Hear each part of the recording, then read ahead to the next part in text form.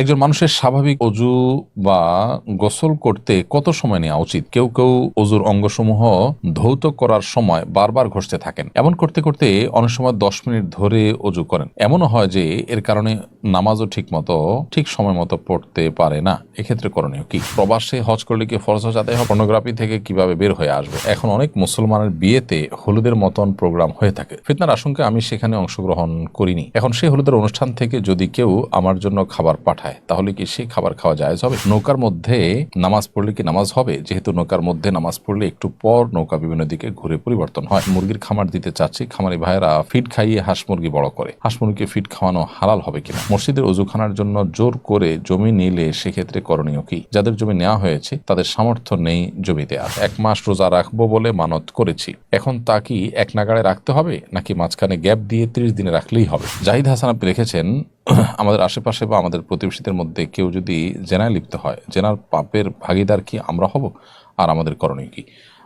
ভাই জাহিদ হাসান, যদি আপনার আশেপাশে এরকম কেউ কোনো গুনাহে লিপ্ত হয়, আপনি তাকে সংশোধন করবার চেষ্টা করবেন, ইসলাহের সংশোধন করার চেষ্টা করবেন, নানামুখী উদ্যোগ নেবেন। আপনার সাধ্য অনুযায়ী আপনি চেষ্টা করেছেন, এটু যদি হয় তাহলে সেক্ষেত্রে এখানে আপনার দায় থাকার কোনো প্রশ্নই ওঠে না। আর যদি আপনারা সেটাকে কোনো রকম বাধা সৃষ্টি না করেন, সেখানে কোনো প্রকার সেটার প্রতিকার না করেন, সেটা বন্ধ করার কোনো উদ্যোগ না নেন, তাহলে সেক্ষেত্রে আপনারা এর জন্য অবশ্যই দায়ী হতে পারেন। জেহরিন ইমাম আপনি লিখেছেন, এখন অনেক মুসলমানের বিয়েতে হলুদের মতন প্রোগ্রাম হয়ে থাকে।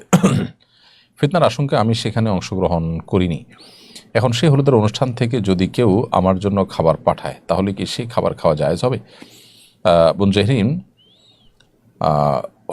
গায়ে হলুদের প্রোগ্রামে নানা রকম অনাচার, পর্দাহীনতা, অশ্লীলতা, মিউজিক ইত্যাদি হয়ে থাকে।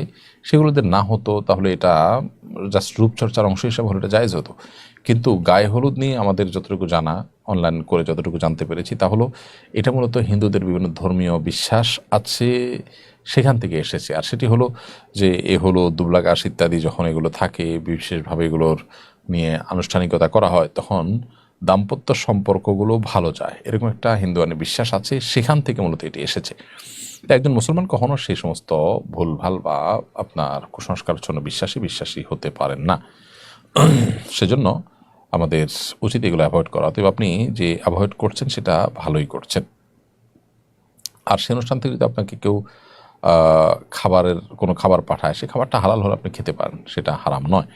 এমডি রিপন মাহমুদ আপনি লিখেছেন, নৌকার মধ্যে নামাজ পড়লে কি নামাজ হবে? যেহেতু নৌকার মধ্যে নামাজ পড়লে একটু পর নৌকা বিভিন্ন দিকে ঘুরে পরিবর্তন হয়। যদি আপনার কেবলা খুব বেশি পরিবর্তন না হয়, একটু এদিক সেদিক হয়, তাতে অসুবিধা নেই। যদি অনেক বেশি পরিবর্তন হয়ে যায় তাহলে আপনি নামাজের মধ্যে থাকা অবস্থাতে ওই নৌকা যেদিকে ফিরছে কেবলা, আপনি তার সাথে তাল মিলিয়ে কেবলার দিকে আপনি ফেরার চেষ্টা করবেন। এভাবে নামাজ পড়লে নামাজ হয়ে যাবে ইনশাআল্লাহ তাআলা। আপনি আশিক আপনি লিখেছেন, মুরগির খামার দিতে চাচ্ছি, খামারি ভাইয়েরা ফিড খাইতে হাঁস মুরগি ফিড খাইয়ে হাঁস মুরগি বড় করে। হাঁস মুরগিকে ফিড খাওয়ানো হালাল হবে কিনা? এখানে ফিড খাওয়ানো বলতে পোলট্রি ফিডের মধ্যে যদি ক্ষতিকর কোনো কিছু থাকে, যেটা মানবদের জন্য ক্ষতিকর হবে বা নিষিদ্ধ থাকে, তাহলে সেক্ষেত্রে সেটা তো খাওয়ানো জায়েজ হবে না। সেটা খাইয়ে যদি আপনি মুরগি বড় মোটা তাজা করে বিক্রি করেন তাহলে গুনাহ হবে। আর যদি সেটা নিষিদ্ধ কোনো কিছু না হয়, এরকম উল্লেখযোগ্য ক্ষতিকর কিছু না হয়, স্পেসিফিক কিছু না থাকে, তাহলে সেক্ষেত্রে সেটা জায়েজ হতে পারে। এরপরে আজলিনা শরীফ ঐশী এআইডি থেকে আপনি লিখেছেন, মসজিদের অজুখানার জন্য জোর করে জমি নিলে সেক্ষেত্রে করণীয় কি? যাদের জমি নেওয়া হয়েছে তাদের সামর্থ্য নেই জমি দেওয়ার, কারণ যাদের জমি নিয়েছে তারা ইয়েতিম, তাদের আপন চাচারা এমন করেছে। মসজিদের অজুখানার জন্য হোক আর যেটার জন্যই হোক, যদি জোর করে জমি নেওয়া হয়, বিশেষ করে ইয়েতিমদের জমি নেওয়া হয়, তাহলে এটা জঘন্য অপরাধ, এটা গুনাহের কথা। চাচারা যদি এটা কাজ করে থাকেন তাহলে চাচারা অপরাধ করেছেন। যদি তাদের জমি নেয়ার বিনিময়ে সেই জমির ন্যায্য মূল্য তাদেরকে পরিশোধ করা হয় এবং তাতে তাদের জন্য কোনো ক্ষতিকর কোনো সিদ্ধান্ত এটা না হয়ে থাকে, তাদের ভবিষ্যতের জন্য এটা ক্ষতিকর না হয়ে থাকে, তাহলে সেক্ষেত্রে তাদের অভিভাবক হিসাবে অন্যরা যদি তাদের জমি বিক্রি করে তাদেরকে সে মূল্য পরিশোধ করা দেন, তাহলে সেটা জায়েজ আছে। নবী করিম সাল্লাল্লাহু আলাইহি ওয়াসাল্লাম যে মসজিদের নববী নির্মাণ করেছেন, সেই জমিটি মূলত ইয়েতিমদের ছিল এবং সেটা তিনি কিনে তারপর সেখানে মসজিদ নির্মাণ করেছেন। অতএব সেই প্রক্রিয়ায় এখানে মসজিদ নির্মাণ করতে হবে। আর যদি সেটা না হয় তাহলে চাচা করেছে বা কে করেছে এটা দেখার বিষয় নয়। এতিমদের সম্পদ অত্যন্ত ভয়ঙ্কর বিষয়। আল্লাহ তাআলা কোরআনে কারিমে এটাকে আগুন হিসাবে উল্লেখ করেছেন। কেউ যদি এতিমদের সম্পদ অন্যায়ভাবে দখল করে তা সে আগুন দখল করলো বা আগুন নিজের করে নিল, জাহান্নামে গেল, এবং নিজের পেটে সেটি পড়লে সে আগুন পেটে ধারণ করলো, এমন ব্যাপার। তো এখানে নিজে ভোগ না করেন, আল্লাহর ঘরকে যদি আপনি ইয়াতিমের যে হক সেটা দিয়ে আল্লাহর ঘরকে কোনো সেবা করার চেষ্টা করেন, তাহলে সেবা তো হবেই না, বরং গুনাহ হবে। কারণ আল্লাহর ঘরে আপনি ঘরকে এখানে আপনি আসামির কাঠ করায় দাঁড় করালেন এবং ইয়াতিমের হক মেরে আল্লাহর ঘরে দিয়ে আপনি আরও আল্লাহর ঘরের অবমাননা করলেন। একজন মানুষের স্বাভাবিক অজু বা গোসল করতে কত সময় নেওয়া উচিত? কেউ কেউ অজুর অঙ্গসমূহ ধৌত করার সময় বারবার ঘষতে থাকেন। এমন করতে করতে অনেক সময় 10 মিনিট ধরে অজু করেন। এমনও হয় যে এর কারণে নামাজও ঠিক সময় মতো পড়তে পারে না। এক্ষেত্রে করণীয় কি? স্বাভাবিকভাবে অজু গোসল করতে আসলে কি পরিমাণ সময় লাগবে শরীয়তের জন্য কোনো সময় সীমা ঠিক করে দেয়নি, তবে কি পরিমাণ পানি লাগবে সেটা কিন্তু বলা হয়েছে। আনুমানিক মিডিয়াম সাইজের গ্লাস আছে, এই গ্লাসের 1 গ্লাস পানি দিয়ে বা একটু কম পানি দিয়ে নবী সাল্লাল্লাহু আলাইহি ওয়াসাল্লাম অজু করে ফেলতে পারতেন। আর গোসলেও তার খুব সামান্য পরিমাণ পানি লাগতো, যেটা আমাদের কাছে অনেকটা অকল্পনীয়। তো সময়ের ব্যাপারটা হলো যে যদি কেউ ভালোভাবে ডলে অজু করতে অন্য 10 জনের চেয়ে তার একটু বেশি সময় লাগে, অসুবিধা নেই। কিন্তু আপনি যে পয়েন্টটি উল্লেখ করেছেন যে অনেকে দেখা যায় 10 মিনিট ধরে অজু করে, এটা তো অস্বাভাবিক, এটা তো অবশ্যই গর্হিত কাজ। সময় আমাকে যে কাজে আমি সময় ব্যয় করবো, সেই সময়টা ব্যয় করতে যদি আমি সীমা ছাড়িয়ে চলে যাই, তাহলে সেক্ষেত্রে অবশ্যই সময়েরও অপচয়ের ব্যাপার আছে। আল্লাহ সুবহানাহু ওয়া তাআলার কাছে কিয়ামতের দিন আমাদের সময় সম্পর্কেও কিন্তু জিজ্ঞাসার মুখোমুখি হতে হবে।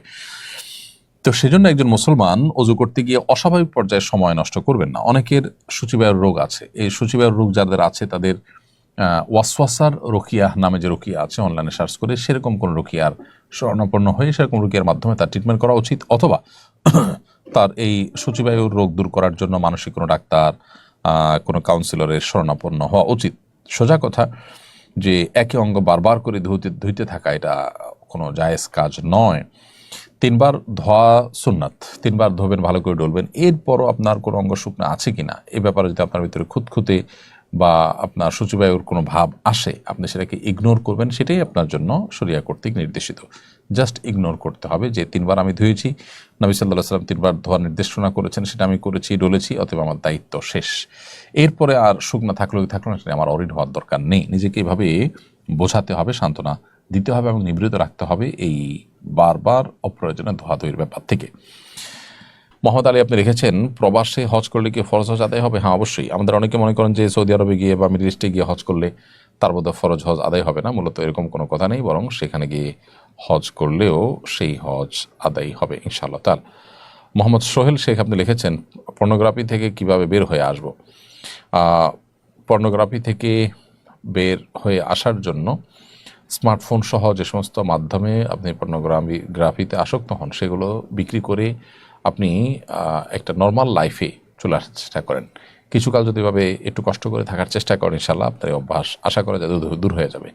এর বাইরে বিবাহ শাদী করা, বিবাহিত থাকলে তারপর নির্জনতা অ্যাভয়েড করা, পর্নোগ্রাফির যে ক্ষয়ক্ষতি আছে সেগুলো নিয়ে বিভিন্ন বই পুস্তক আছে, সেগুলো যদি পড়েন, কোর্স করেন, তাহলে আশা করা যায় যে আপনার মধ্যে এই রোগ থেকে বেঁচে থাকার যে তৌফিক সেটি আল্লাহ তাআলা দান করবেন আপনাকে।